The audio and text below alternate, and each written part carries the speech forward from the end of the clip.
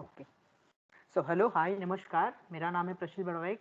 I am a chemical engineering graduate from VNIT और यहाँ पे हम सब मिल के गेट की शानदार प्रिपरेशन कर रहे हैं। एंड तो in today's lecture I will be teaching CRE to the students who are present here. So I will quickly recap what we studied in yesterday's class.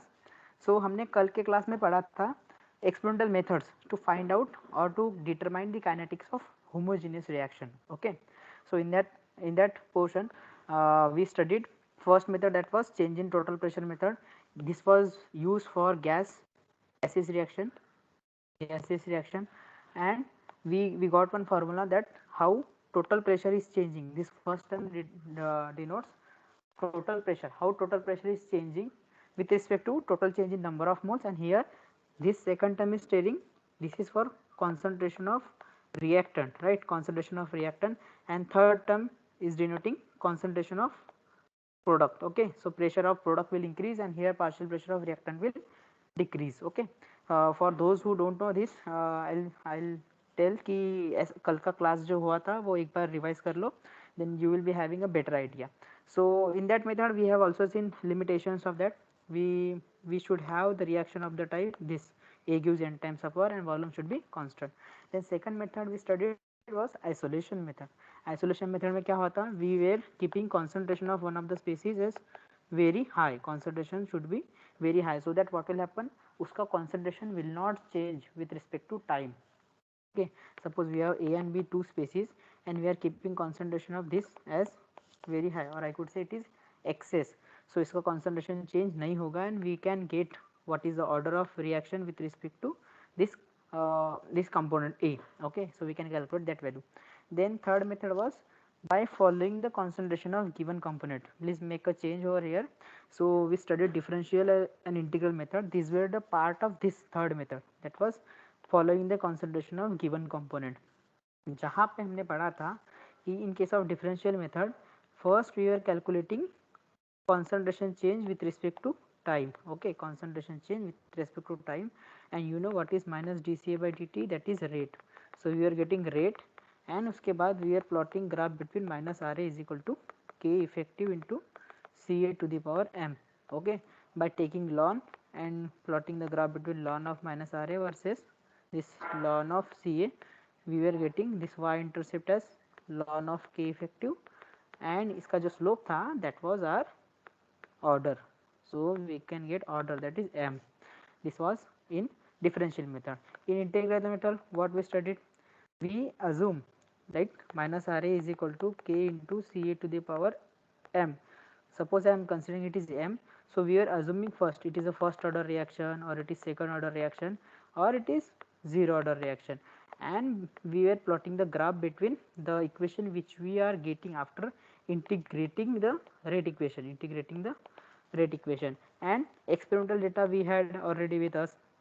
ठीक है, तो वो प्लॉट करते थे, and if it is matching, this two are matching, then we were saying कि yes our assumed order was order is matching, your assumed order is matching with experimental data, and that is the kinetics of that reaction. Then okay,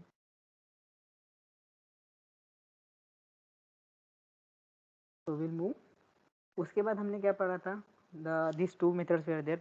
अभी मैं तुम्हें बताने वाला हूँ कि what is advantage and disadvantage of this two methods. Okay, so ये method 3 के अंदर आते थे. First one was differential method and second was integral method. Okay, differential method में क्या हुआ था, we were directly what we are doing there. Differential method में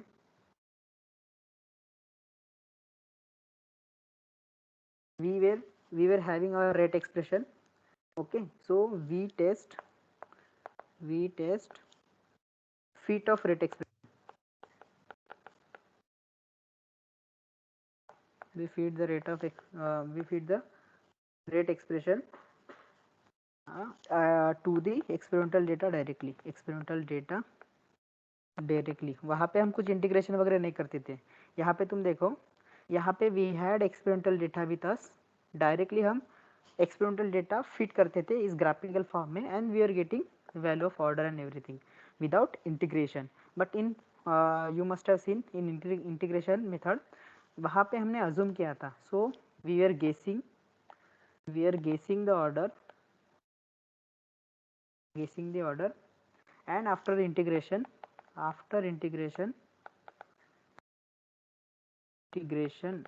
okay, after integration, using mathematical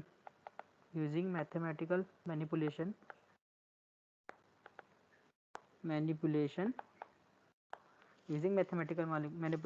we were plotting graph, and उसके बाद we were matching कि if it is a straight line or not, अगर आती है तो that is matching with experimental data. So this way यहाँ पे क्या हो रहा था, we are not integrating, without integration it was there, without integration. Okay, but see what is the advantage of this differential method. In case of integration, what was there, we were getting integral form, right? And suppose if what I will say, if that integration is complicated, so in that case we cannot integrate it directly, so उस time में what will prefer differential method. So here advantage will be, in case of complicated equations,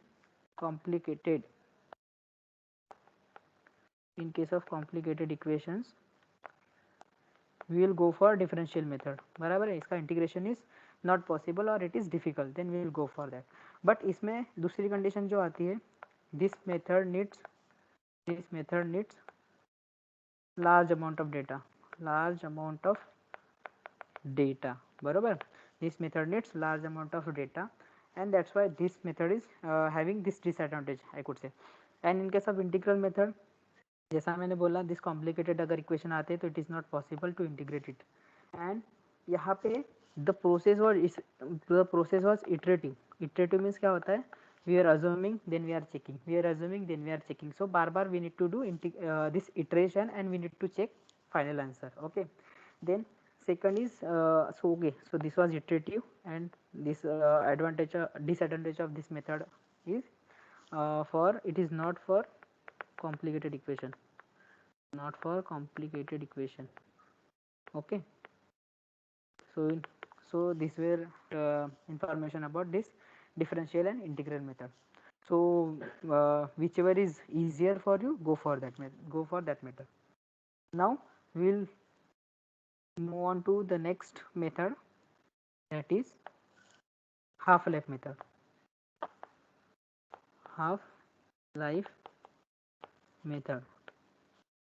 This is fourth method for calculation of order, okay, for calculation of order of reaction.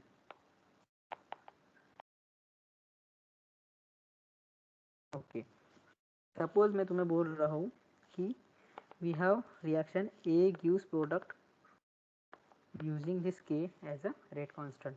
So what will be minus RA? That is K into Ca to the power n is equal to minus dCA by dt. Okay. Now, abhi for nth order reaction and constant volume reactant system, what was the formula? If anybody knows, Ca to the power 1 minus n minus Ca naught to the power 1 minus of n is equal to Kt into n minus of 1. We derived this formula in yesterday's class. Okay. So यहाँ पे what I am telling you is, suppose if I put T half, what do you mean by this half life? Half life is basically time required for the concentration of reactant to reduce its half of its initial concentration. Time required for the reactant to reduce its concentration to the half of its initial concentration. मतलब suppose if you have initial concentration is Ca naught at time t is equal to 0, so what is the time required at time t? What is time required to reduce the concentration of this reactant A to half of its initial concentration, that is Ca naught by 2.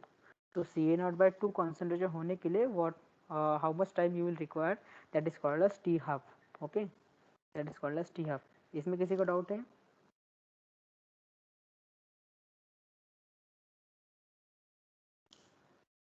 Okay, सो अभी अपन क्या करेंगे, in this nth order reaction we will put these values. Okay, when time becomes t half, time is equal to t half, concentration that is Ca becomes Ca naught by 2. Now replace in this equation and tell me what you will get. Ca naught by 2 to the power 1 minus of n minus this is Ca naught to the power 1 minus of n is equal to k t half into n minus of 1. This equation you will get. Now if you take out common as Ca naught to the power 1 minus of n, what will be remain here? 0.5 to the power 1 minus of n minus 1. Okay, here n minus of 1 k into t half. Okay, this will be the final equation. इसमें से you can calculate t half. तो यहाँ से तुम्हें direct दिख रहा है कि t half is directly proportional to initial concentration to the power 1 minus of n. Okay, बराबर है. T half is directly proportional to the C naught to the power 1 minus n. This is important from gate perspective. Okay, now यहाँ पे suppose यहाँ पे if I calculate value of T half, what will be that? T half is equal to Ta naught 1 minus of n 0.5 to the power and 1 minus of n minus 1 बराबर, and it will be divided by n minus of 1 into k. Okay, so what is condition here? N should not be equal to 1, otherwise it will be infinite, right? T half will be infinite. तो ये avoid करने के लिए we are considering n is not equal to 1. Okay, so suppose if I am plotting graph यहाँ पे in between ln t half versus different n. Okay, तुम्हें पता है इक्वेशन दिस स्टार जो मैंने किया है that is t half is equal to some constant c into Ca naught to the power 1 minus of n. Okay, take out ln on both sides. Ln of t half is equal to ln of c plus 1 minus of n ln of Ca naught. Now plot the graph between Ca naught versus t half. Ln of t half and here it is ln of Ca naught. Okay, यहाँ से तुम्हें पता चल रहा है suppose तुम्हारा n is greater than 1 होगा तो what will be that? This value will be negative. Okay, तुम्हारा slope क्या आएगा? Negative. That is, suppose if I am considering this as a origin, your value will be this for n greater than 1. बराबर. With respect to initial concentration, T half will decrease. Then second point is when n is less than 1. Suppose if it is less than 1, then what will happen? This value, it is positive, right? When n is less than 1. So the slope will be positive and it will be like this. Okay, so with respect to concentration, that is initial concentration, T half will increase for n greater than 1, no, for n less than 1. Okay, and for n equal to 1, it is constant, it is not varying with respect to concentration for n equal to 1. Okay, please draw this graph, this is very important, how T half is varies. Okay, T half versus this ln C naught.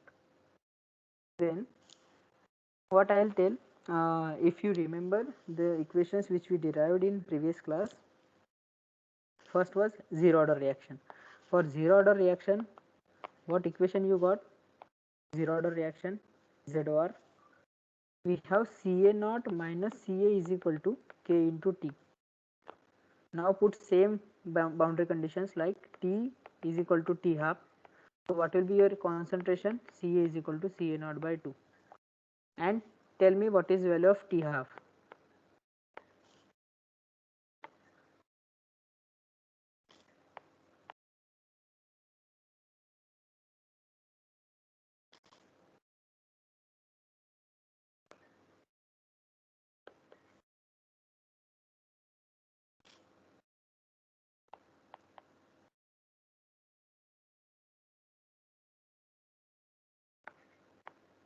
What is the value of T half?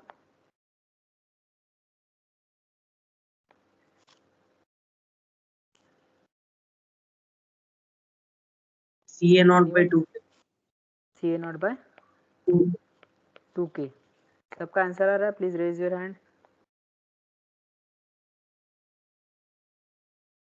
कैसे किया? यहाँ पे CA not minus CA not divide by 2 is equal to KT half. Now calculate value of T half. From this you will get this equation, right? And what was the time for completion of reaction? Time for completion क्या आया था? Time for completion when CA naught conversion by is equal K. to CA naught by K. K. Okay, when XA is equal to 100%, what was T completion? T full was CA naught by K. So now please tell me maximum number of half life possible for zero order reaction. Question is maximum number of half life possible for zero order reaction कितना रहेगा? Time for completion is CA naught by K. T half was CA naught by 2K, right? So this is first half, this is second half. So how many this half lives were possible for zero order reaction? This is 2. Answer is 2. समझा सबको? This was the question which was asked in GATE. Maximum number of half lives were possible for this zero order reaction. Answer was 2.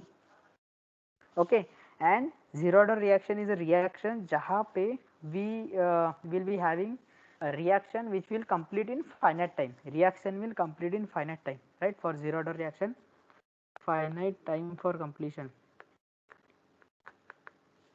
कल पढ़ा था हमने ये finite time for completion and that was CA naught by K.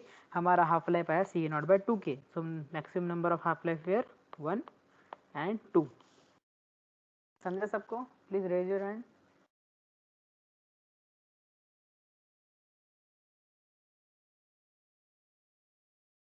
Okay. So now हाँ, यहाँ पे तुमने T half का इक्वेशन निकाला. What was that? T half. तो यहाँ पे तुम्हें क्या पता चला? T half is directly proportional to the concentration for zero order reaction. बरोबर? तो CA naught जैसे जैसे बढ़ेगा T half will increase and you can even see when order is less than 1, that is suppose if you are considering 0, तो as CA naught will increase तुम्हारा T half will increase. दोनों match हो रहे हैं? Okay. उसके बाद we'll move for second this first order reaction. First order reaction. इसके लिए what was your equation? CA is equal to CA naught e to the power minus KT.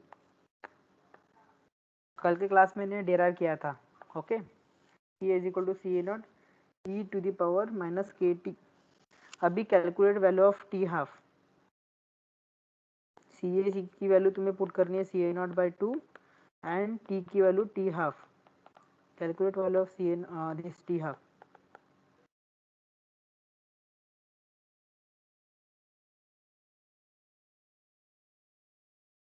You will get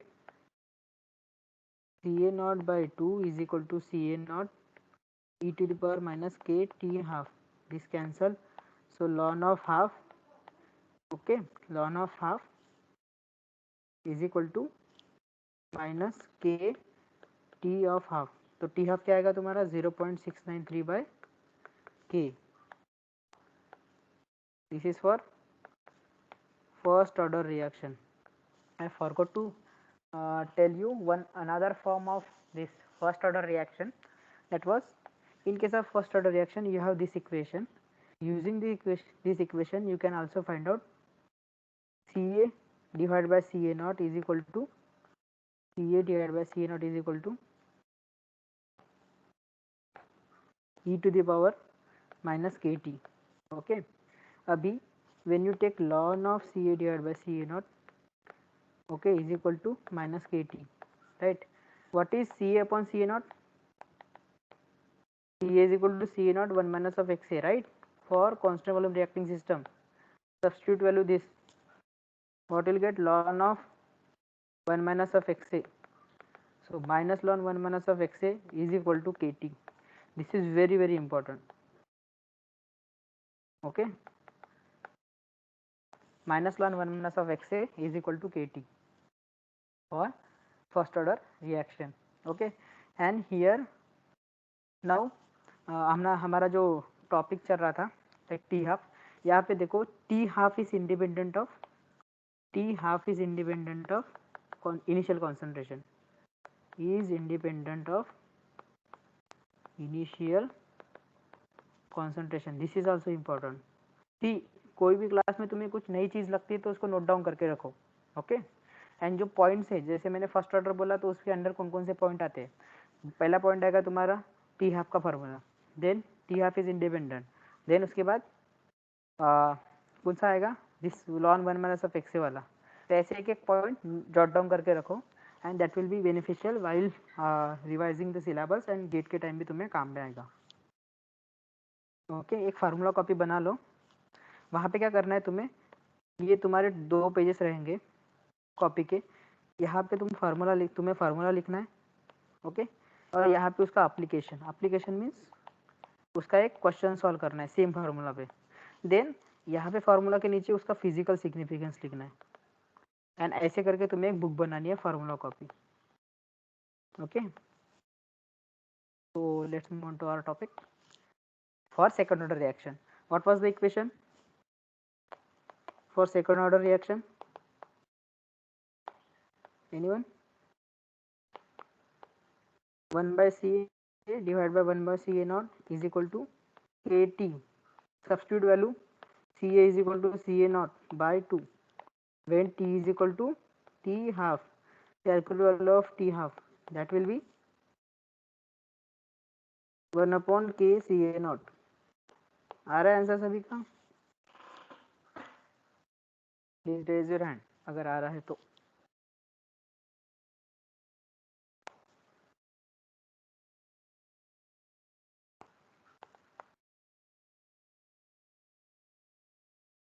substitute करो and calculate the answer. Okay, so यहाँ पे तुम्हें क्या दिख रहा है, T half is inversely proportional to concentration, बराबर. And मैंने तुम्हें पहले ग्राफ में भी बोला था, when order of reaction is greater than 1, order of reaction is greater than 1, यहाँ पे T half will decrease with concentration of this reactant, initial concentration of reactor. Okay, same prove हो रहा है यहाँ पे भी. So we'll start with some gate example. Okay, gate 15. तो उसके पहले Kaushik is here lobby.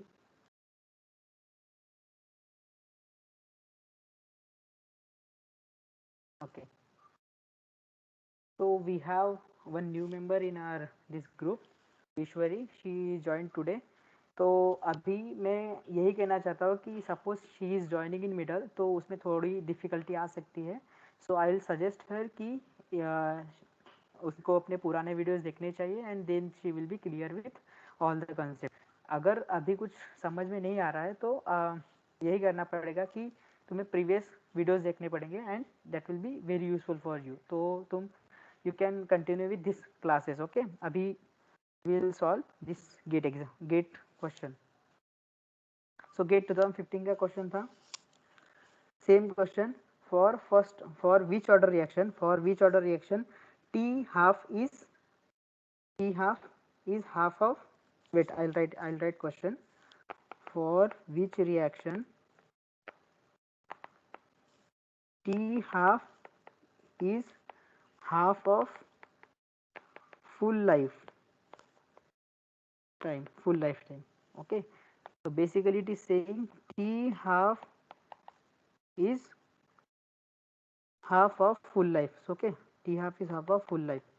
So this is possible in case of zero order reaction. I explained you earlier. Okay, जहाँ पे your T half was CA naught by 2K and your T full was CA naught by K. Okay. Now we'll move to next question जो मैंने बोला था, that is important formula. Question number 2. In a series of experiment in batch reactor, it is found that batch reactor था and it is found T half is directly proportional to the CA naught initial concentration. Find out order of reaction. Approach क्या रहेगा? You calculate and tell me.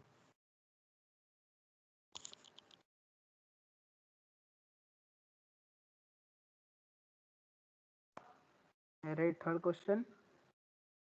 We have a reaction A gives B, which follows first order kinetics. Okay. Find percentage A remaining after 6 half-life. Okay. Second का answer किसी को आ रहा है? 1/2 sir. 1/2. Okay, आ रहा है सभी का? See, I have told you कि T half is directly proportional to the concentration of initial concentration to the power 1 minus of n, right? So T half is directly proportional to the Ca naught to the power 1 minus of n. What is value of 1 minus of n here? 1 minus of n is equal to half, right? Here it is Ca naught to the power half. So what is order of reaction? N is equal to half. Okay. Then moving on to third question. First order reaction दी गई है जहाँ पे बोला percentage remaining हमें निकालना है after 6 half life. Okay, so first I will what I will do here, find percentage remaining after 6 half life. कैसे सॉल्व करोगे?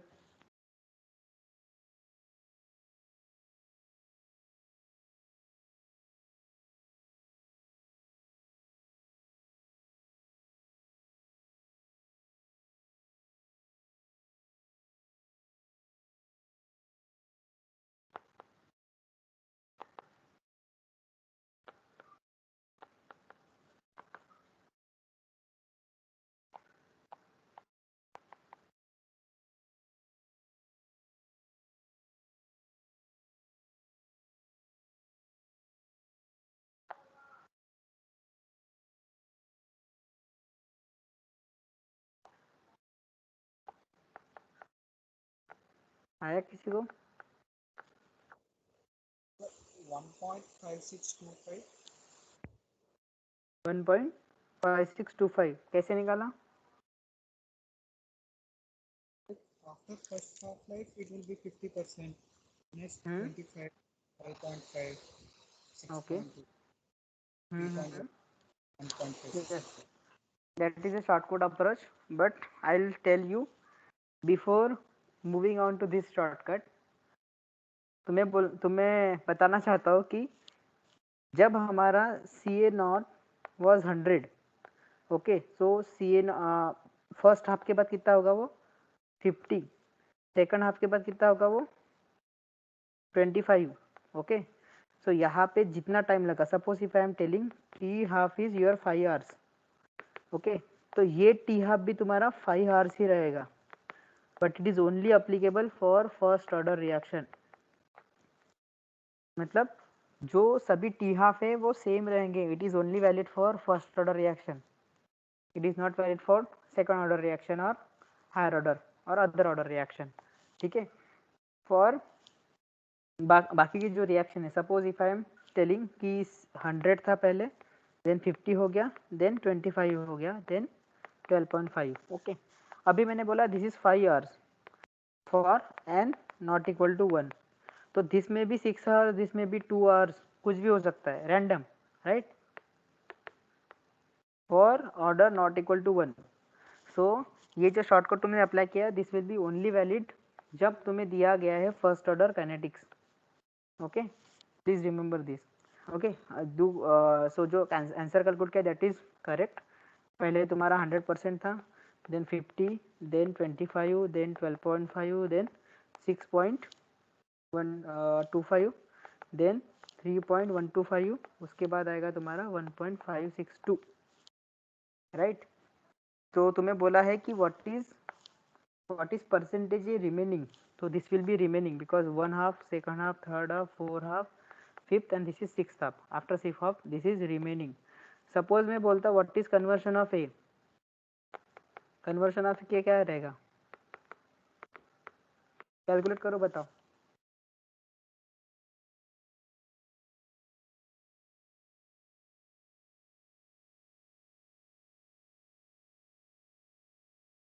One minus CA is your 1.562 divided by 100, तो तुम्हारा आंसर आएगा 98.43%.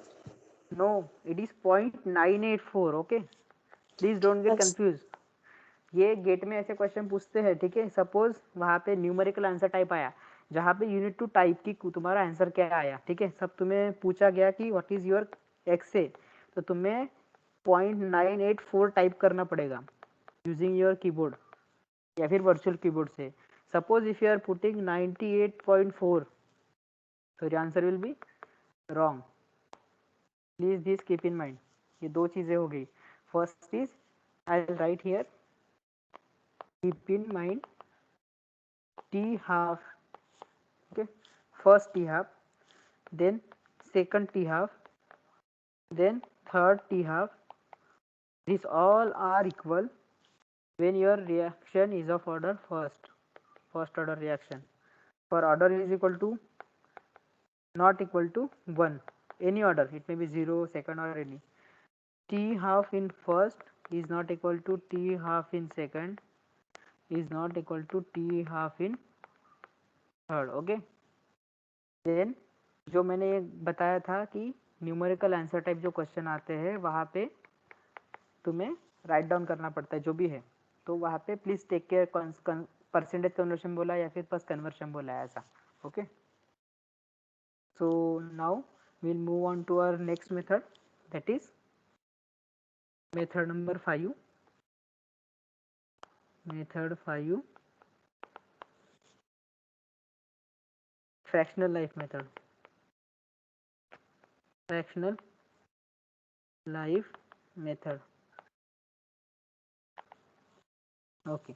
यहाँ पे हम क्या करने वाले हैं फ्रैक्शनल लाइफ मेथड में, जैसे हमने बोला था कि after time t half concentration becomes CA0/2, ठीक है। तो CA0/2 is a present concentration, that is CA, okay. तो कन्वर्टेड कितना रहेगा, CA0/2 ही रहेगा, okay. So this is for half life. मैंने बोला फ्रैक्शनल लाइफ, तो half is what, it is a fraction, right. F is equal to half हो गया इधर, fractional life method. So we will consider, please first write what is nomenclature we are using here. X is a conversion of A, okay, X is a conversion of A, you know, so is equal to 1 minus of C square by CA naught. Second, F, what is F? F is a very important, F is fraction remain, or I will say fractional fractional remaining of A, जो बचा है that is not कि इतना convert हो गया है, ठीक है। फ्रैक्शनल रिमेनिंग ऑफ ए, तो रिमेनिंग कितना रहेगा, that is CA divide by CA0, समझा सभी को। This is fractional remaining of A, fractional remaining of A, okay. Now suppose मैं बोल रहा हूँ टाइम अपना इतना फ्रैक्शन चेंज हुआ है 1/f, और सपोज मैं बोल रहा हूँ कि t is equal to t fraction, तो वहाँ पे CA will be equal to CA0 into this fraction, बरोबर है। CA इज CA0 का फ्रैक्शन जो है रिमेन है वो,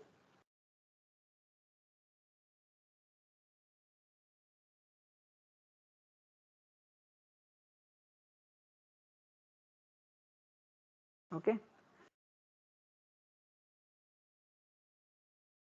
so I am writing this concentration at CAF, right, fraction. तो यहाँ पे मैं बोल रहा हूँ कि आफ्टर टाइम टी हाफ तुम्हारा कॉन्सेंट्रेशन रहेगा, कितना रहेगा, what is fractional remaining, CA0 into F, this will be remain and that is equal to CA0. Okay, I'll repeat. यहाँ पे तुम फार्मूला देख सकते हो, व्हाट इज सिंपल लैंग्वेज में F क्या बोल रहा है, that is fractional remaining of A, मतलब that is F is equal to CA divide by CA0. यहाँ तक किसी को डाउट है? No, sir. ओके, तो what is value of CA here, CA0 into F, बरोबर, and F is fractional remaining of A. Okay, अभी substitute when time is equal to T fraction, time is equal to T fraction, your concentration becomes CA0 into F. Okay, so F CA0 तुम्हारा अभी nth order reaction का equation क्या था, that is CA to the power 1 minus of n minus CA0 to the power 1 minus of n is equal to n minus of 1 k into T. अभी ये equation है तुम्हारा, यहाँ पे substitute this values, this is first and this is second, दोनों substitute करो तो what you will gate, CA0 1 minus of n minus CA0 here 1 minus of n is equal to n minus of 1 T into TF into K. Okay, same equation जो हमें half life में मिला था, क्या आया था हमारा हाफ लाइफ में equation, it was CA0 to the power 1 minus of n. Okay, CA0 to the power 1 minus of n in bracket, यहाँ पे हाफ था 0.5 to the power 1 minus of n minus 1 is equal to n minus of 1 k into T half था, बराबर है.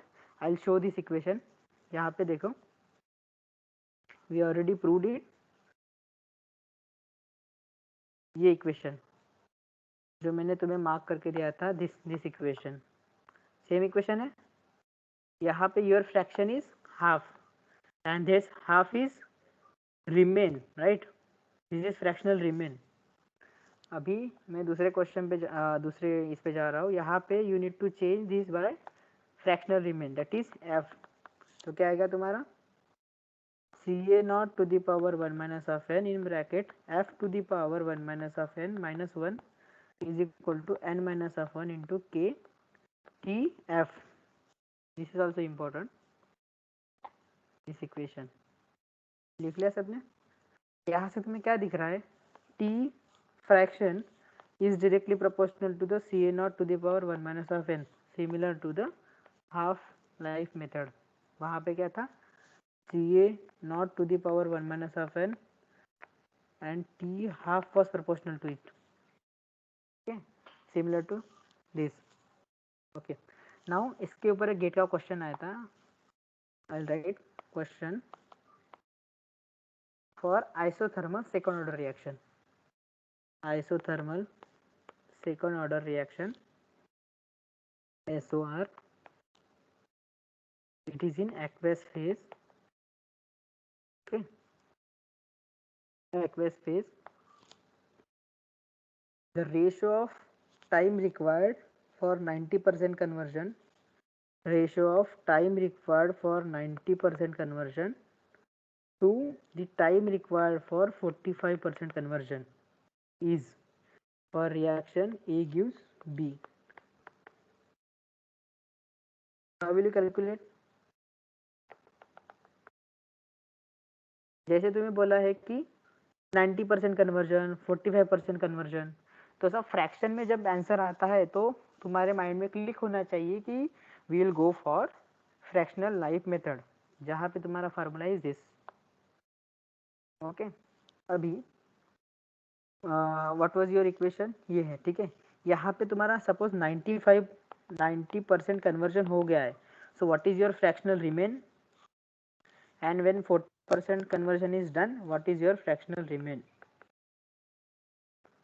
बताओ, fractional remain for first is 10%, that is equal to 0.1. तो f की value is 0.1.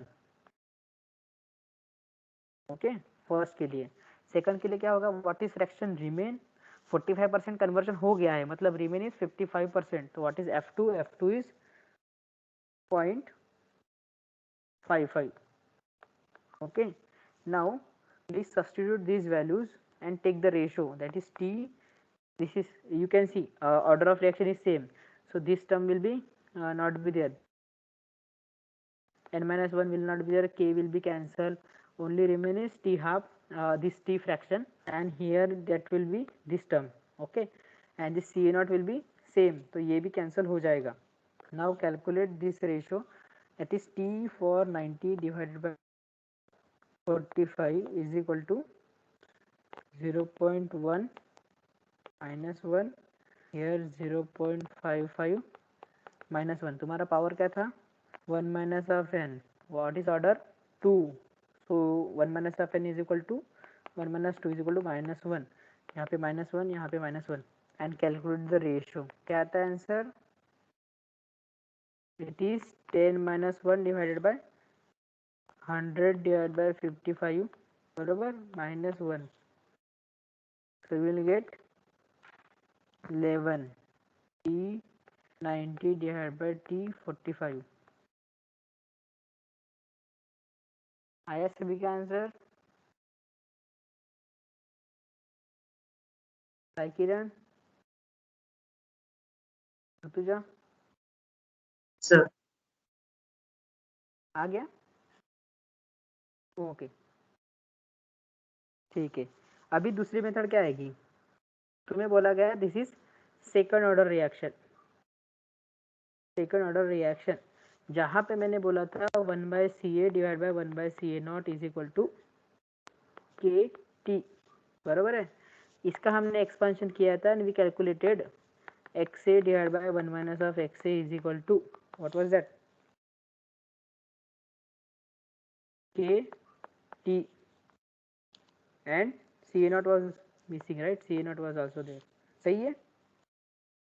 That's why I was telling कि formula लिख के देखो एंड एक बुक बनाओ.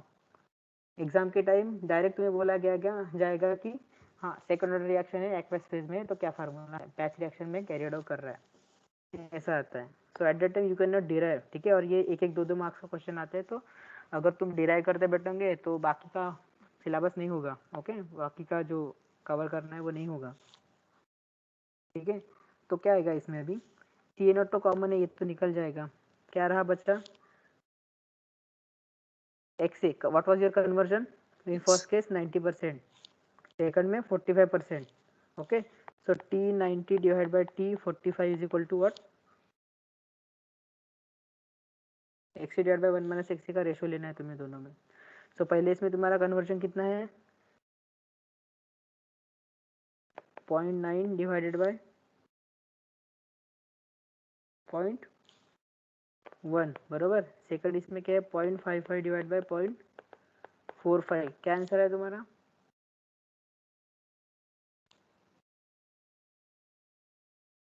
नो इट इज 45% कन्वर्जन ना, तो पहले तुम्हारा यहाँ पे 45 आएगा एंड डिनोमिनेटर में तुम्हारा 0.55 आएगा. तो 0.9 divide by 0.1 into 0.55 divide by 0.45. What is your answer, that is 11. Which one is easier,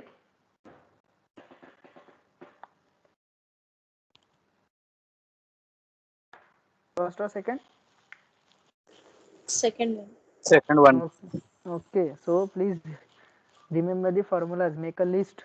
जैसे जैसे तुम उसे पढ़ते जाओगे तुम्हें समझते जाएगा. लाइक रोज फार्मूले अगर वो आंखों के सामने आ रहा है तो तुम्हें वो जल्दी याद हो जाता है. Okay, now there is a method 6, but that is somehow like optical methods are there, then measurement of gases concentration or pH, electrical conductance, refractive index, which are currently used, जो मॉडर्न इसमें use हो रहा है, photo electric meter and all. That is method 6, we will not go for that. That is just a theoretical portion. Okay, यहाँ तक सबको आ गया. Yes. Okay, Yes, sir. now we'll move on to design of ideal reactors. Design of ideal reactors.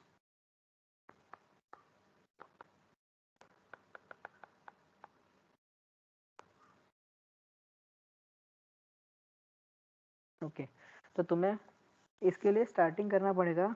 I will brief you. तुम्हारा chemical process modelling and simulation जो subject है वहाँ पे you have 3 equations. What was first? It is total balance. Total balance ये पढ़ा है कि तुमने? Component balance and third is energy balance. पढ़े है क्या तुमने ये?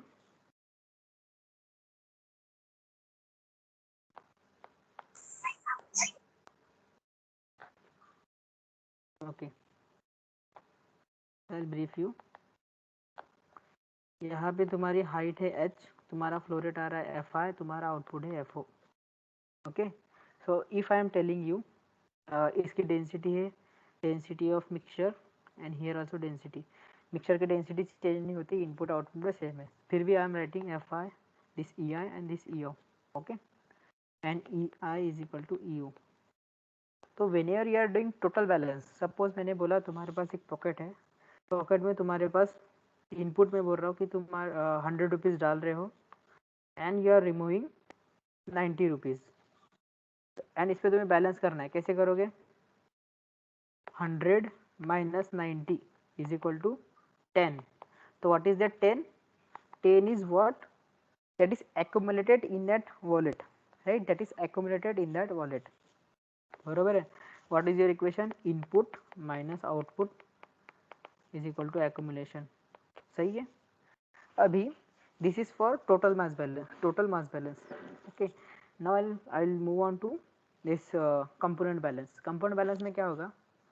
Suppose सेम सिस्टम है, यहाँ पे तुम्हें कंपोनेंट पे लगाना है. That means this is input, this is output. तुम्हारे पास 10 रुपये के 10 रुपीज़ के तुम्हारे पास you have 5 notes, right? And you have 20 rupees के 2 एंड एक आएगा 5 रुपीज़ के 2 आएंगे. सही है. 10 40 and this 50. Okay and you are removing 90. इसमें भी तुम निकाल लो, कुछ बैलेंस कर दो कि इसके इतने रुपीज़ है. सपोज 10 के आएंगे तुम्हारे 5 आएंगे, देन यार 5 का एक आएगा, 5 के पकड़ लो, 2 ही पकड़ लो एंड यहाँ पे एक कम कर लो. तो बैलेंस कितना आएगा तुम्हारा? ये 5 के 20 के एक पकड़ लो. So this amount will be 50, then 10 and 20 80 आएगा. ओके सपोज अभी मैंने तुम्हें बोला कि कंपोनेंट बैलेंस लगाओ. ओवरऑल बैलेंस तो तुमने लगा लिया कि ये इतने 100 आ रहे हैं 90 निकल रहे हैं. और सपोज यहाँ पे तुम 80 कर दो तो क्या आएगा? 100 is coming into the system, उसके बाद 80 जा रहा है. तो what will be your accumulation? That is 20. Okay अभी यहाँ पे तुम्हें बोला कंपोनेंट बैलेंस करो. कंपोनेंट मतलब इंडिविजुअल कंपोनेंट हमें यूज़ करना है, क्योंकि यहाँ पे क्या करेंगे? 10 के कितने आए, 10 के कितने गए इज इक्वल टू 10 का अकोमुलेशन. बराबर है. Input of 10 output of 10 is equal to accumulator of 10. उसके बाद दूसरा बैलेंस क्या लगोगे तुम? दूसरा कंपोनेंट क्या है तुम्हारा? 20 रुपये. तो 20 के इन माइनस 20 के out is equal to 20 is accumulated.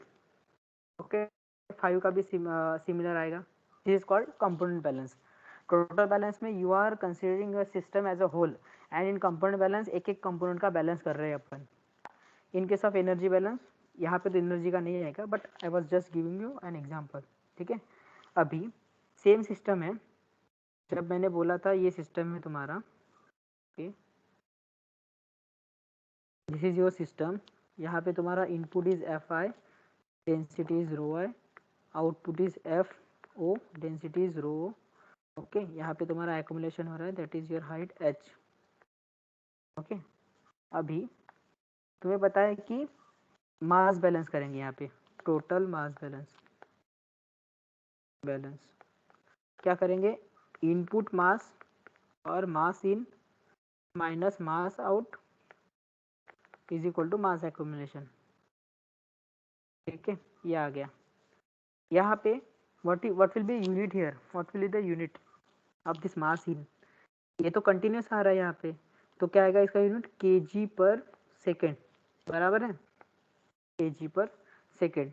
अभी तुम इस kg पर सेकेंड को कैसे लिख सकते हो, kg per second is equal to kg पर metre cube into metre cube per second. This is very important for total mass balance, total mass balance. And अभी तुम बैलेंस करके बताओ मुझे क्या आएगा। इस kg पर metre cube is your density, this meter cube per second is your volumetric flow rate μi, or I'll consider here as Fi. Fi is your volumetric flow rate. Fi is your volumetric flow rate. उसका unit क्या है, metre cube per second. So balance will be rho I into Fi, that is kg per second in minus kg per second out is equal to accumulation. Accumulation में तुम्हें क्या आएगा, accumulation जब भी होता है विथ रिस्पेक्ट टू टाइम होगा। तुम्हें बोला था मैंने स्टेडी स्टेट में कि इनपुट इक्वल टू आउटपुट होता है, तो टाइम के रिलेशन में ये हाइट चेंज नहीं होगा। ओके, तो वहाँ पे क्या आएगा, your per second will be here because time के रिस्पेक्टिव आ रहा है। अभी बचा क्या तुम्हारा, kg पर metre cube into metre cube, तो क्या आएगा, this is your density and this is your volume, तो d by D T of density into volume. Okay, तो दिस इज योर इक्वेशन, समझा, this is total mass balance. अभी इसको तुम अलग अलग फॉर्म में लिख सकते हो। वॉल्यूम के क्या लिख सकते हो, एरिया इंटू हाइट, एरिया तो कांस्टेंट है एंड हाइट इज चेंजिंग, तो you can right D by D T of height is changing and here multiply by area, ऐसे भी लिख सकते हो। ओके, सो यहाँ से तुम्हें क्या दिख रहा है कि फ्लो रेट के इन होने से और फ्लो रेट के आउट होने से how your height is varying with respect to time, height कैसे वेरी हो रही, that is you are getting here. तो ये क्या हो रहा है, ऑटोमेटिक तुम्हें पता चल रहा है कि हाँ फ्लो रेट इतना करेंगे तो हाइट कितना चेंज होगा, फ्लो रेट इतना रहेगा तो हाइट कितना चेंज होगा, समझा। This is for total mass balance. Now when ever I am writing component balance, component balance, तो कंपोनेंट कैसे रहेंगे तुम्हारे, दैट विल बी इन मोल पर सेकेंड। सपोज मैंने बोला ये सिस्टम है, यहाँ पे तुम्हारा ए का कंपोनेंट है, बी कंपोनेंट है, ए आउट एंड बी भी आउट हो रहा है। ओके, तो तुम्हारा क्या आएगा, इसका कॉन्सेंट्रेशन ये क्या आएगा, मोल्स इन, राइट, कोई भी कंपाउंड हो उसका क्या है, ये आएगा flow rate, that is moles per second, कोई भी कंपोनेंट का मोल पर सेकंड। तो तुम ये मोल पर सेकंड को कैसे लिख सकते हो, mole per second is equal to moles per metre cube into metre cube per second. तो अभी मोल्स पर मीटर क्यूब क्या होता है तुम्हारा, CA, right, concentration, and what is your metre cube per second, that is your flow rate, बराबर है, what is that, this is volumetric flow rate, that is Fi।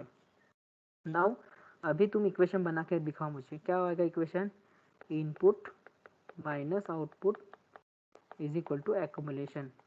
Okay, ये basic equation. But अगर मेरे को बताओ ये component ए और B तुम्हारा जा रहा है और तुम्हारा ए और बी निकल रहा है, वहाँ पे सपोज रिएक्शन होगी तो क्या होगा, your A plus B will consume and there will formation of product, right. So यहाँ पे एडिशनल टर्म आएगी, कौन सी, input minus output plus generation minus consumption, बराबर है, is equal to accumulation.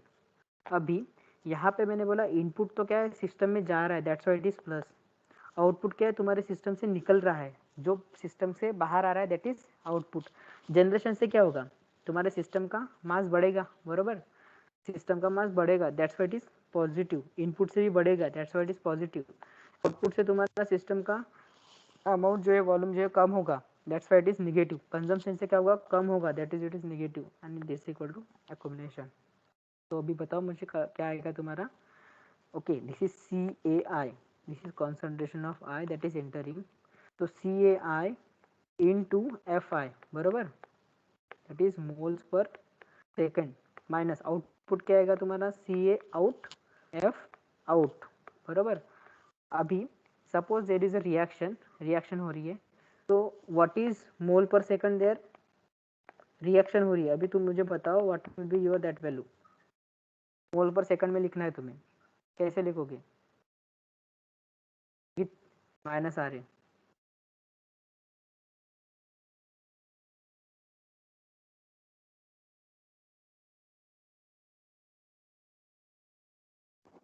minus RA into V. Minus R A into V. कैसे आई है? माइनस आर ए क्या है तुम्हारा? P moles per metre cube second, और तुम्हें चाहिए क्या? Moles per second. तो तुम क्या करोगे? इसको वॉल्यूम से मल्टीप्लाई कर दोगे। वॉल्यूम से मल्टीप्लाई करोगे तो ये वॉल्यूम वॉल्यूम कैंसिल हो जाएगा, you will get moles per second. तो यहाँ पे तुम्हारा आएगा minus R A into we.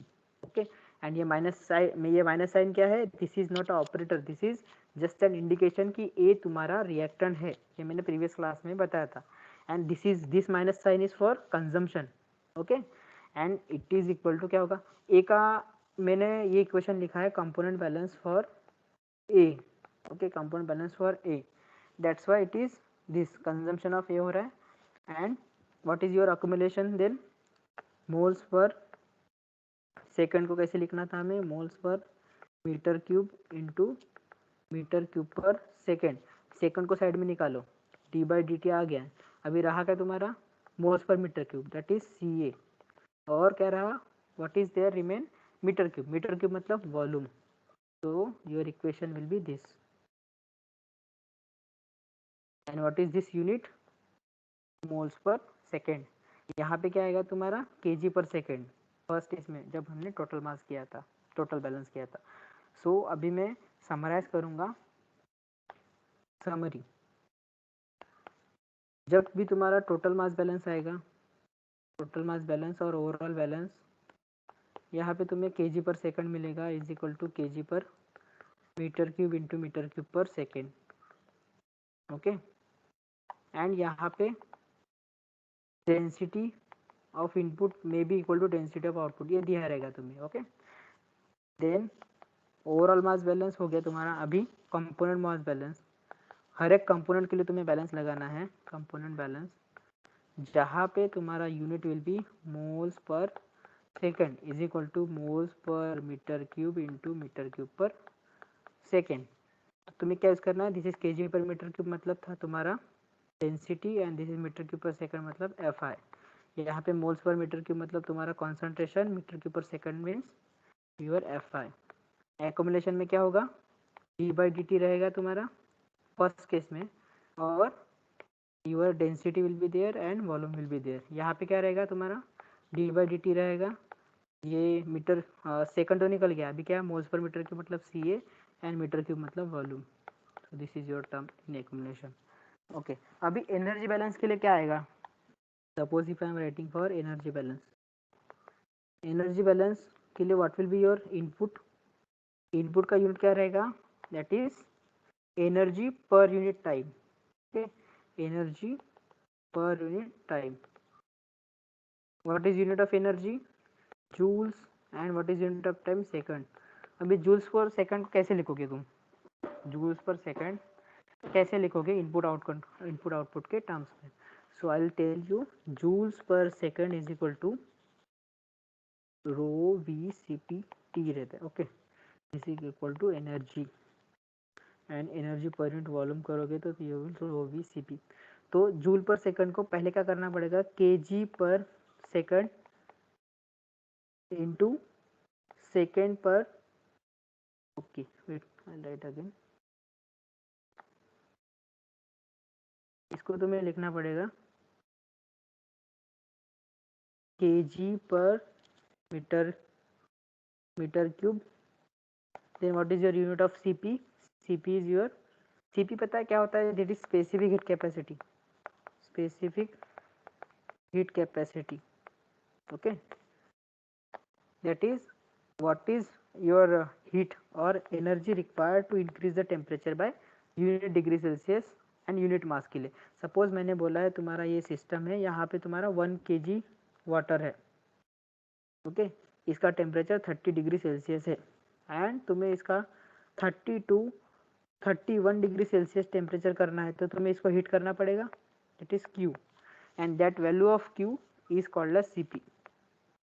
Okay, energy required to increase the temperature of unit mass of substance by unit degree Celsius. Okay, that is equal to Q.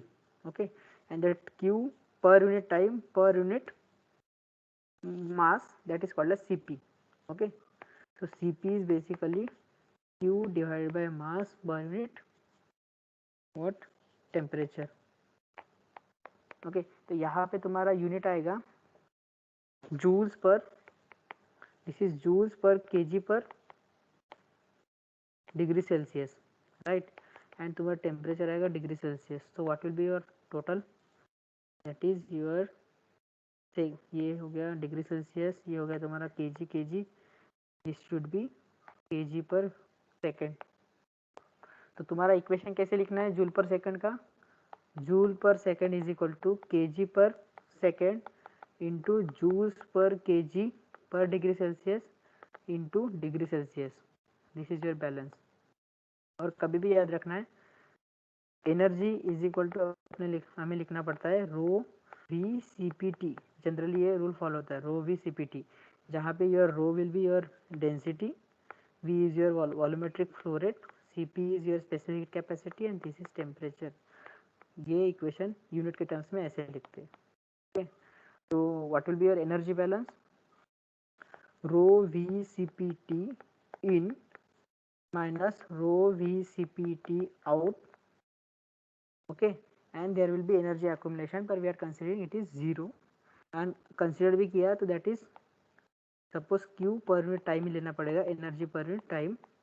Okay, is equal to accumulation. accumulation में क्या आएगा तुम्हारा d by dt of rho. suppose if I am considering this, एक minute एक change कर लो यहाँ पे, रो f लिखो तो तुम्हें पता चलेगा f is what input flow rate, जो मैंने पहले लिखा था input flow rate is this, ये input flow rate. Okay, same यहाँ पे लिखना है इनपुट फ्लो रेट, यहाँ पे भी इनपुट रहेगा एंड यहाँ पे तुमने सेकंड पहले ही निकाल दिया है तो what will your rho V C P T. This is your balance for energy. Okay, अभी तुम्हारी पूरी सिस्टम है, यहाँ पे तुम्हारा F I is input, okay, F O is your output, Cp is the input Cp and this is output Cp and यहाँ पे तुम्हारा डेंसिटी इन दी है, डेंसिटी आउट दी है. तो कैन यू अप्लाई, एंड यहाँ पे कंपोनेंट भी दिया है, सी ए दिया है इन सी ए आउट. तो तुम्हें तीनों इक्वेशन कैसे लगाने हैं, total balance, component balance and third is energy balance. ये तीनों लगाना, that is your one subject in next semester, chemical process modelling and simulation CPMS. पूरे सिलेबस में तुम्हें यही करना है, एनर्जी बैलेंस, मास बैलेंस दोनों लगाने हैं एंड कंपोनेंट बैलेंस उसके साथ. तो अभी will start with batch reactor. अभी किसी को डाउट है इसमें?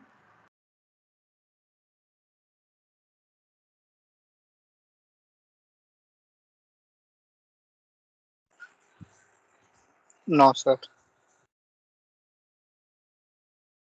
Sai Kiran, Rutuja, Hello, sir. Ishwari? Sir, can we do energy balance for single component, sir? Single component? Yes, sir. No, it will be for your system. Energy balance will be for system. Suppose तुम्हारी system है, यहाँ पे यह system, यहाँ पे suppose मैंने बोला था जो कूलिंग का सिस्टम हमें लगा था, this is your cooling system. तो मुझे बताओ कि ये यहाँ पे तुम्हें कैसे पता चला कि कंपोनेंट ए ने इतनी एनर्जी ऑब्जर्व की है या फिर कंपोनेंट बी ने इतनी एनर्जी ऑब्जर्व की है, या फिर इट विल बी इजी कि तुम्हारा टोटल तुम्हारा हीट कितना लग रहा है, कूलिंग कितनी लग रही है, कूलिंग कितनी लग रही है. Okay, you can not differentiate कि ये एक कंपोनेंट था ए, उसके लिए you need this much of energy for your this temperature decreasing, in order to decrease the temperature, cooling इतनी लग रही है कंपोनेंट के लिए, ऐसा डिफरेंशिएट नहीं कर सकते. That's why we are writing energy balance for the system, not for component. Okay, Okay, sir. Got it. okay, so total balance will be for your system, energy balance will be for your system and component balance is for individual. अगर तुम्हारा एक ही component है, reaction में ए ही जा रहा है and ए ही निकल रहा है, रिएक्शन कुछ हो नहीं रही, राइट, मतलब दूसरा कंपोनेंट है ही नहीं, दैट टाइम तुम्हें पता चलेगा परफेक्टली कि what ever total energy I am putting into the system वो पूरा ए के लिए जा रहा है. एट दैट टाइम तुम लगा सकते हो energy balance for that component and that will be equal to energy balance for system. Okay, ठीक है. सो we'll move on to this ideal reactors. Ideal reactors are classified into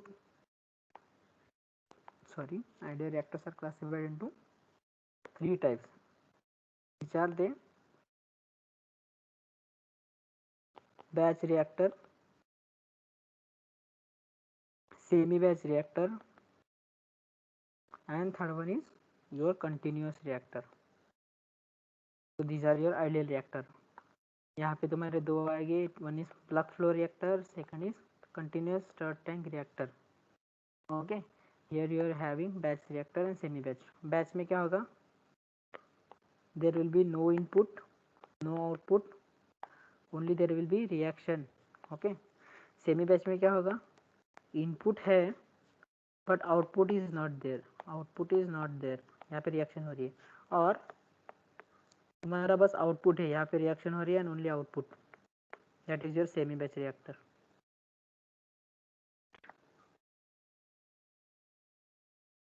this is there and this input is not there. This is second case. PFR में क्या होगा? तुम्हारा एक pipe रहेगा just, उसके अंदर रिएक्शन होगी. Okay, and with I tell you in detail. बस अभी समझ लो यही कि एक पाइप रहेगा, वहाँ पे रिएक्शन होते रहेंगे and throughout this length we are maintaining the reaction condition. And CSTR में पता है, you are having stirrer here. Stirrer input रहेगा, आउटपुट भी रहेगा कंटिन्यूस. तो यहाँ पे भी तुम्हें सेम लगाना है जैसे मैं बताने वाला हूँ, energy balance, compound balance and mass balance. So will see हमारे इसमें क्या क्या लगेगा. Now let's move on to batch reactor.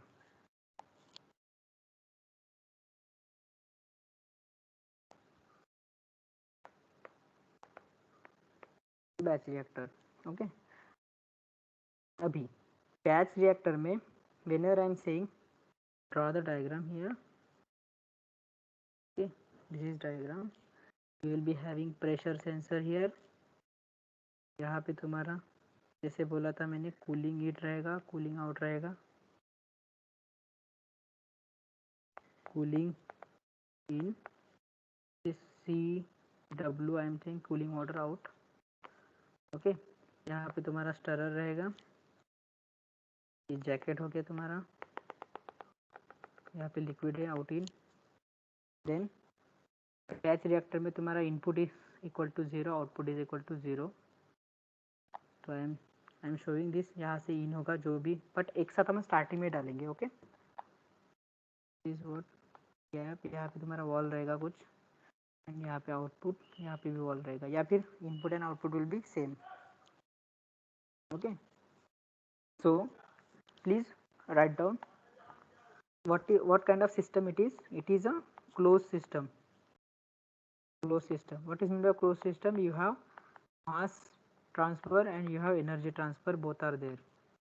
Okay, there will be no wait. In case of closed system you don't have mass transfer, you have only energy transfer. Okay, यहाँ पे क्या हो रहा है, तुमने बैच में कोई केमिकल डाल दिए. ठीक है, तुमने बैच में केमिकल डाल दिए. सो उसके बाद वहाँ से कुछ निकलने वाला है क्या? नो, कंटिन्यूस वहाँ से कुछ आउटपुट नहीं निकलेगा.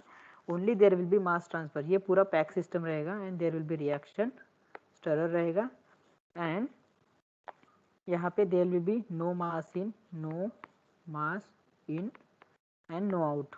बस तुम्हारा एनर्जी ट्रांसफर होगा with this coolant which I have shown you. Okay, तो वहाँ पे हीट बैलेंस कैसे होगा? Q in is equal to Q out.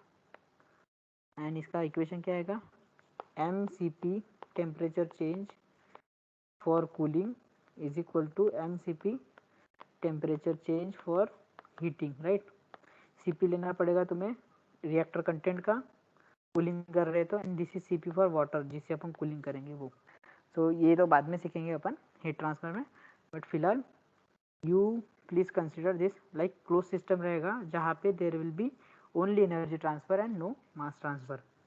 Okay, then अभी यहाँ पे this system will be unsteady state system. Unsteady state, why it is unsteady state? क्योंकि तुमने एक बार रिएक्टर में मटेरियल डाल दिया. ओके, तो रिएक्शन होने के बाद लाइक आफ्टर 3 आवर्स और 4 आवर्स जो भी तुम्हारा रिएक्शन टाइम होगा, उसके बाद you are removing the content that is product from the reactor, तब तक के लिए तो वहाँ पे ही है।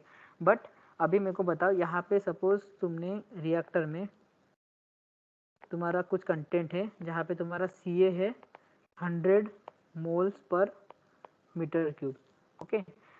After at it is at time t is equal to 0, after time t ये कंटेंट क्या हो जाएगा, टाइम t के साथ ऐसे दिस CA का कॉन्सेंट्रेशन विल डिक्रीज, ओके।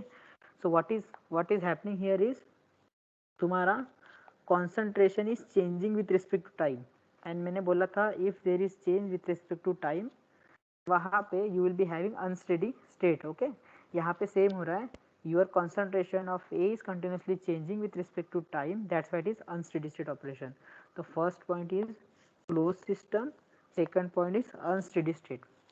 किसी को डाउट है इसमें?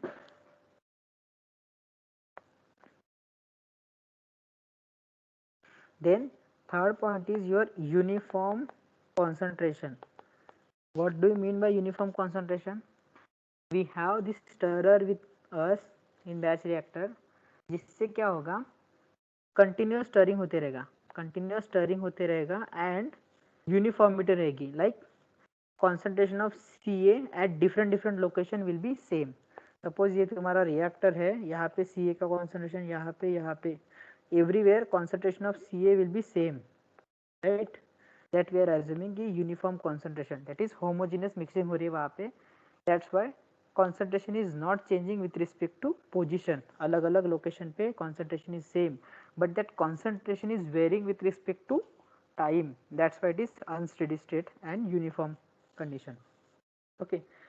Now जैसा मैंने बोला था concentration of A will be function of what? Function of time, but this concentration of A will not be the function of position, okay. So your characterization variable, what do you mean by characterization variable? Which is used to define the system is concentration, and concentration variable will be variable with respect to time, so concentration is varying with respect to time here. Now ये तीन assumption के साथ you balance your system, क्या होगा, कौन सा balance आएगा यहाँ पे, there is a reaction and तुम्हारे कंपोनेंट का कॉन्सेंट्रेशन इज डिक्रीजिंग, ए का कॉन्सेंट्रेशन डिक्रीज हो रहा है, suppose A gives product reactor reaction है, यहाँ पे योर ए का concentration will decrease and product का concentration will increase, so which balance will apply here, component balance, right, component balance, okay.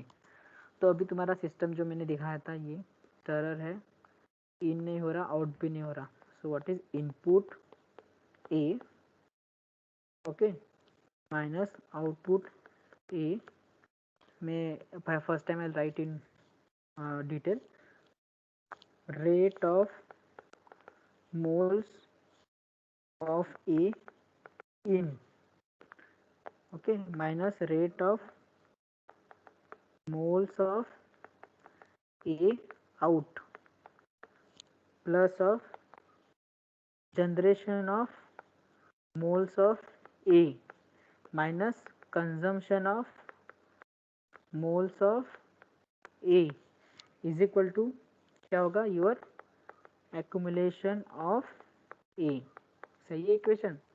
अभी what is this rate of moles of A in, that is 0, batch reactor है, input is 0, output is 0 and your generation of A will be 0 because it is reactant, तो वो generate नहीं होगा, and consumption of A will be, what will be that, component balance में मैंने क्या बोला था, this is moles per second, moles per second. अभी कंजम्पशन का इक्वेशन लिखना है, कैसे लिखोगे तुम, that is minus R A into V, okay, and minus sign आगे रहेगा, this will be your operator and this will be your indicator, okay.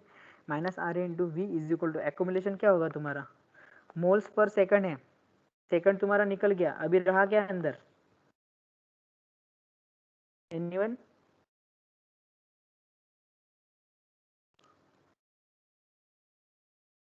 CA into hmm, CA into V.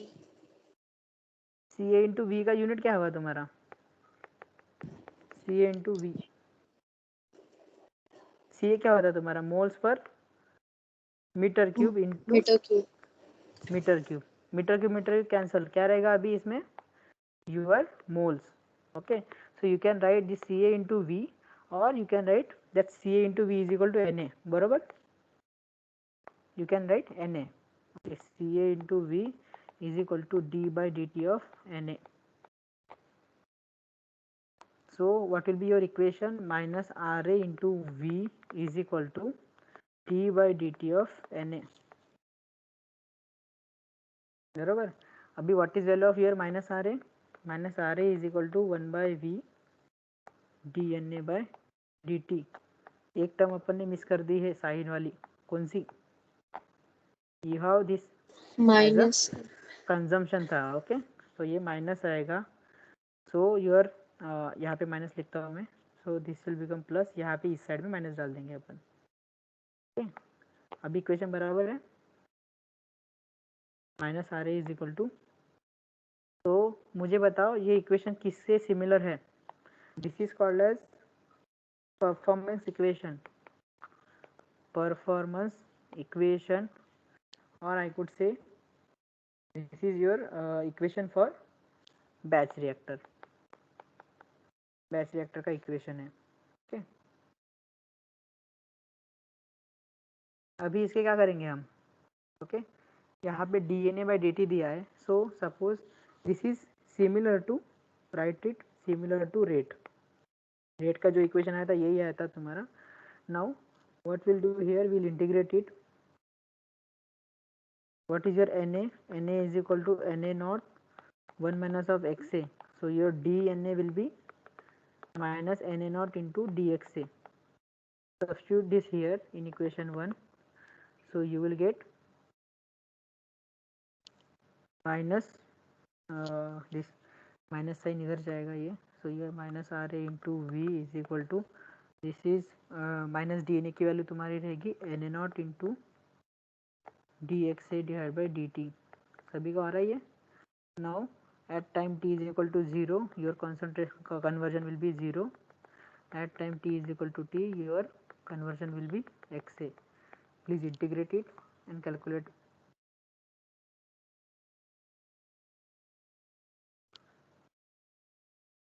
Integration dt is equal to n naught is constant, integration dxa divided by minus of ra into v 0 to t 0 to xa. You will get equation t is equal to ca naught integration 0 to xa dxa divided by minus ra into v. Okay, this is for your constant volume reacting system, that is CVRS, that is epsilon A is equal to 0. Okay, can the equation will be same for your variable volume reacting system?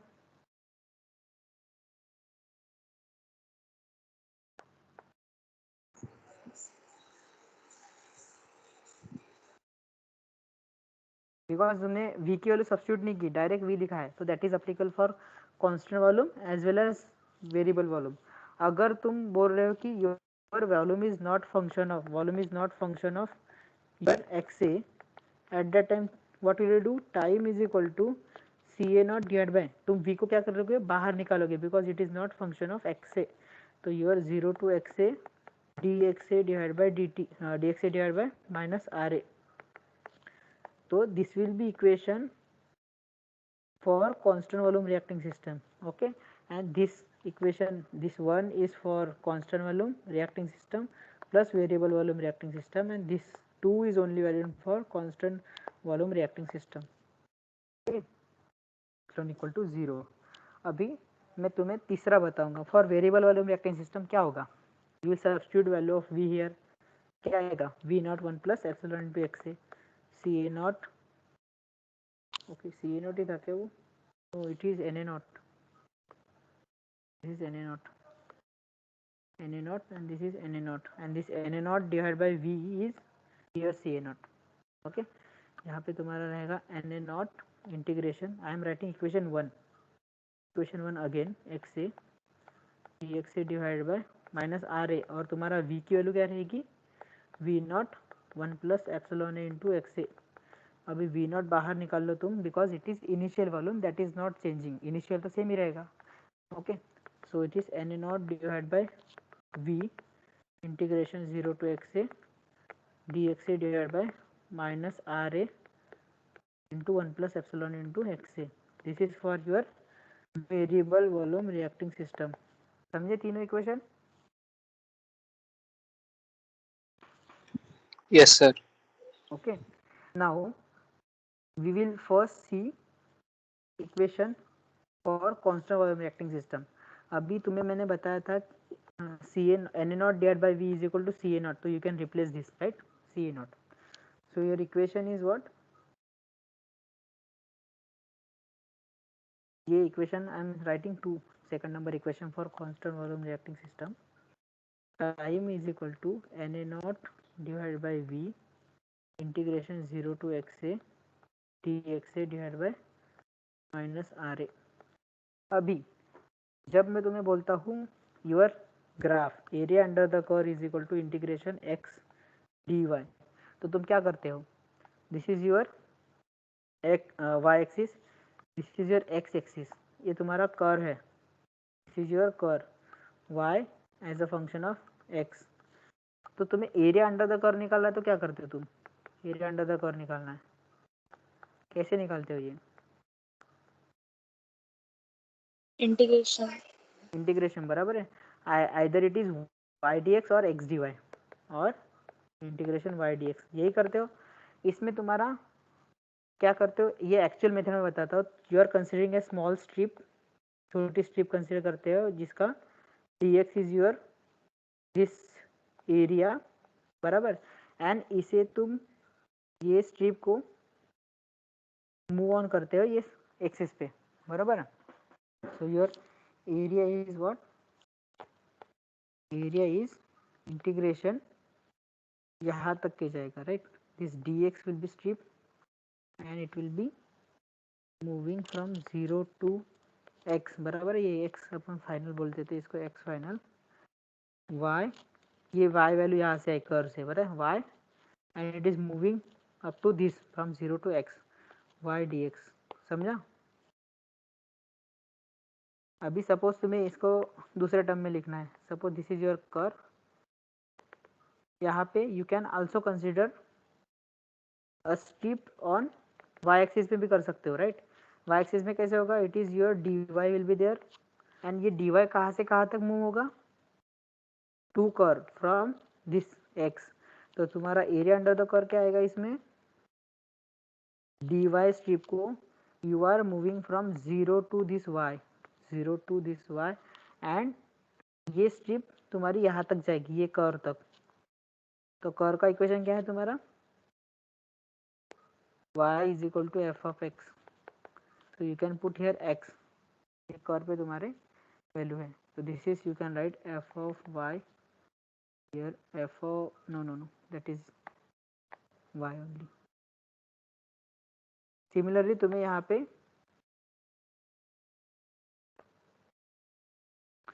पे x के लिए आएगा, तो तुम्हारा क्या है, एक strip consider किया है, उसको मल्टीप्लाई किया है बस। सपोज मैं बोल रहा हूँ तुम्हें दिस इज योर रेक्टेंगल, इसका एरिया कैसे निकालोगे तुम, you will directly take this 2 points, ये x लोगे, this is y and area will be what, x into Y बराबर है। और यू कैन से ये स्मॉल स्ट्रिप ले ली हमने, इसको तुमने यहाँ से फ्री मूव किया and you can calculate area बराबर। तो सेम कंसेप्ट हम यहाँ पे लगाने वाले हैं। What was your equation, T is equal to your NA naught integration 0 to x a and dxa divide by minus R A into V. अगर मैंने v को बाहर निकाल दिया तो it is v here and this v will not be here. अभी मैं बोल रहा हूँ तुम ग्राफ ड्रॉ करो, इसके किस में बीच में रहेगा, this is your X A and this is your, यहाँ पे क्या है तुम्हारा x कौन सा है और y कौन सा है, it is graph between 1 by minus R A, सही है, ऐसा लिख सकता हूँ मैं इसे dx से लिख सकता हूँ मैं। Yes, sir. तो this is your y and this is your dx, right?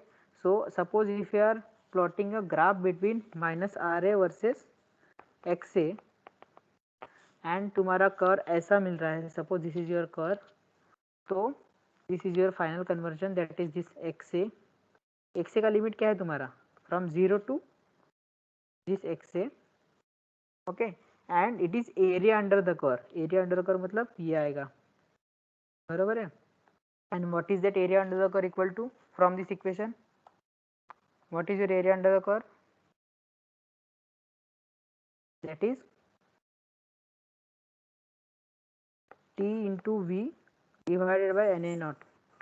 TV by NN. Is yes, T into V by NA naught. 0 to XA dXA divided by minus RA. तो तुम्हारा क्या हो रहा है, कर्व के under का area जो आ रहा है दैट इज योर एरिया, बराबर, कर्व के अंडर का एरिया हम फॉलो कर रहे हैं now, and that is equal to this N naught divide by V. अभी इफ यू हाँ, अभी मेरे को एक टॉपिक तुम्हें यहाँ पे बताना था। ये इंटीग्रेशन तो हमने इक्वेशन फाइंड आउट कर लिया, इक्वेशन को सॉल्व करने के 3 मेथड्स थे, कौन से? First one is your analytical method. Analytical means using integration directly, if you are getting this minus R as a function of X वगैरह, तो you can directly solve using integration principle, that is analytical method. Second is your graphical method. Graphical method जहाँ पे जैसे हमें अभी निकाला, that is your graphical method. And your third method will be numerical method, जो तुमने already पढ़ चुके हैं, numerical method for integration solving. कौन से था, सिम्पसन 1/3 था, सिम्पसन 3/8 था शायद, ओके। तो ये रूल तुमने पढ़े है, that is your numerical method for solving this equation. So जो मेथड तुम्हें इजी लगे वो करना। आई विल से कि integration method will be easier graphical से, ओके। बट एक्चुअल में अगर डेटा नहीं मिलता, इक्वेशन नहीं मिलता, तो विल गो फॉर ग्राफिकल, जहाँ पे हमें बस एरिया अंडर द कर्व निकालना पड़ता है, ओके। अभी मुझे बताओ, ये ग्राफ जो मैंने ड्रॉ किया था 1 by minus R A versus X A, इस ग्राफ को क्या बोलते, किसी को पता है? This graph is called as Levenspiel graph. Levenspiel graph, तो कभी लेवेंसपील ग्राफ बोला है तो गड़बड़ाना मत, ठीक है। -1 by minus R versus X A कर रहता है। यहाँ पे at X A is equal to 0, जब कन्वर्जन तुम्हारा 0 है, at time T is equal to 0, what will be your rate? What will be your rate?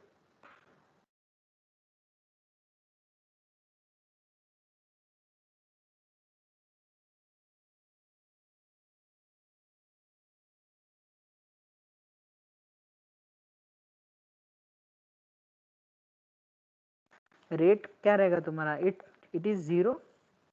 अगर तुम 0 से स्टार्ट करोगे तो what is your -1 by minus R की वैल्यू क्या रहेगी तुम्हारी? इन्फानाइट।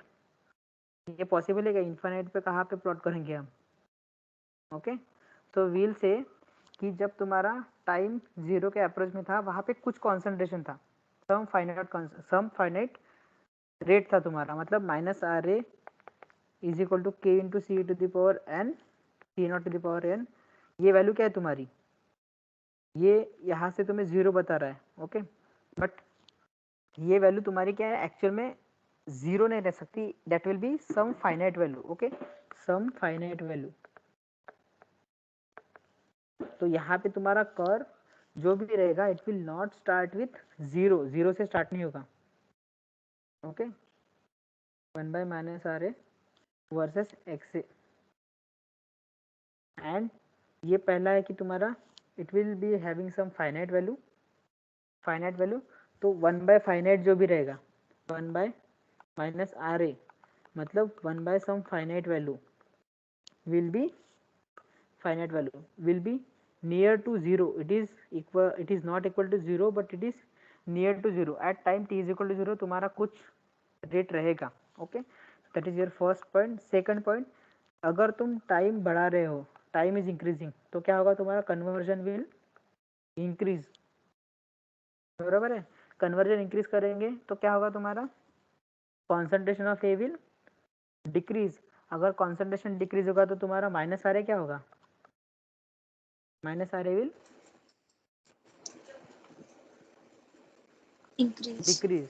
हाँ, no, minus R A decrease होगा ना, because your minus R A is equal to K into C A to the power N. तो minus R A is directly proportional to concentration. बराबर. तो minus R ए तुम्हारा decrease हो रहा है तो तुम्हारा rate will decrease for order greater than 1. I am saying okay, N greater than 1 के लिए बता रहा हूँ. Minus R A this decrease होगा तो तुम्हारा 1 बाय माइनस आर ए क्या होगा, दैट विल बी इंक्रीज.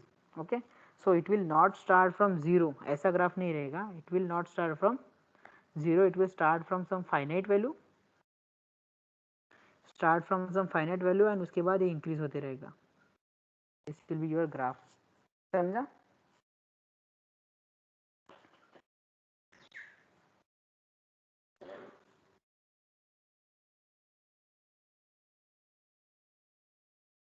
यहाँ पे इस फर्स्ट पॉइंट में किसी को डाउट होगा तो आई एम एक्सप्लेनिंग कि तुम्हारा curve will not start from zero, that is 1 by minus R A. 1 by minus R A की value is not equal to zero. मतलब तुम्हें क्या बोल रहा है, minus R A is not equal to infinite. बराबर है. जब time T is equal to zero पे, time T is equal to zero पे तुम्हारा माइनस आर ए की वैल्यू इन्फानाइट रहेगी क्या. अगर if so then your 1 by minus R A will start from zero. बरोबर है.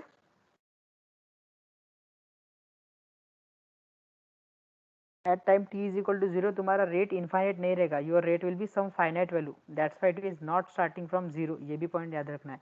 It will not start from zero and will increase. Suppose मैं बोल रहा हूँ तुम्हारा फाइनल कन्वर्जन इज दिस, तो एरिया अंडर द कर्व तुम्हारा ये रहेगा and that will be your TV divide by N A naught. Okay.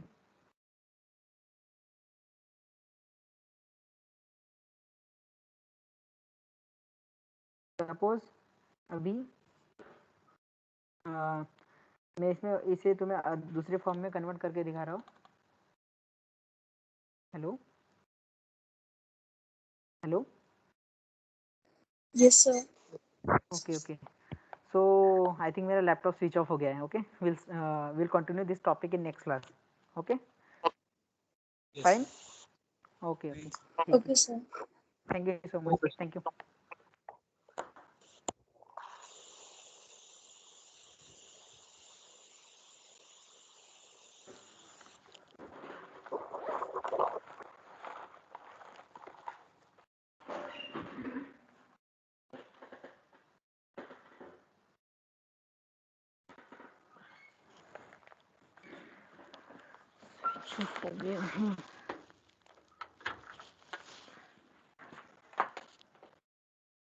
अबे यार बेटी.